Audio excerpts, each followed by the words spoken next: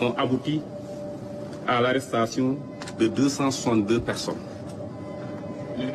impliquées dans 292 dossiers répartis ainsi de suite.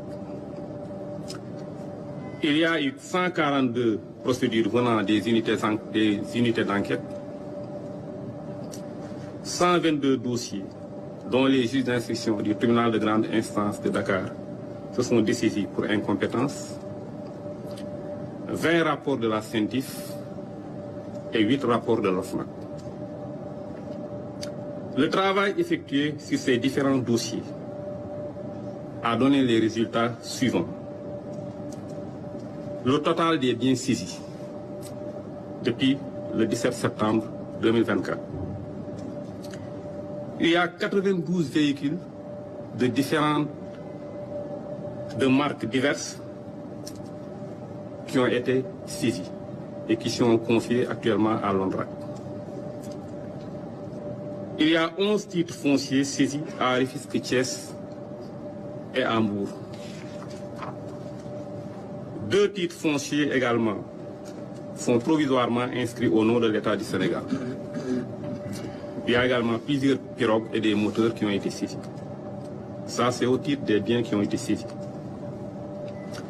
Il y a également des sommes qui ont été saisies et cautionnées.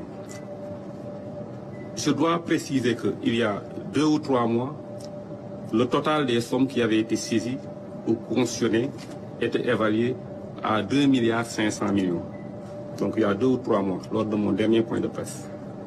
Aujourd'hui, nous en sommes à 15 milliards en termes de montant de sommes qui ont été saisies ou cautionnées. Et 135 ouguiya. Ce travail a été effectué en 7 mois d'activité du pôle judiciaire financier.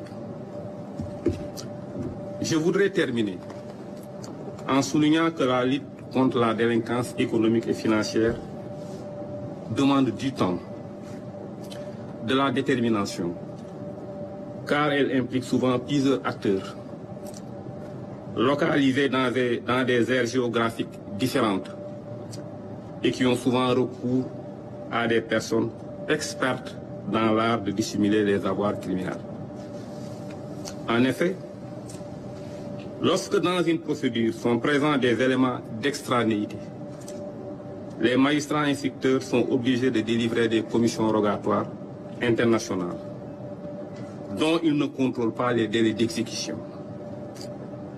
Celle-ci étant l'œuvre de magistrats étrangers qui accomplissent ce travail accessoirement à leurs obligations professionnelles. En dépit de toutes les difficultés, la lutte pour la sauvegarde des deniers publics sera menée de façon rigoureuse, dans le respect de la présomption d'innocence, des droits de la défense et des prérogatives de chaque acteur judiciaire. Je vous remercie.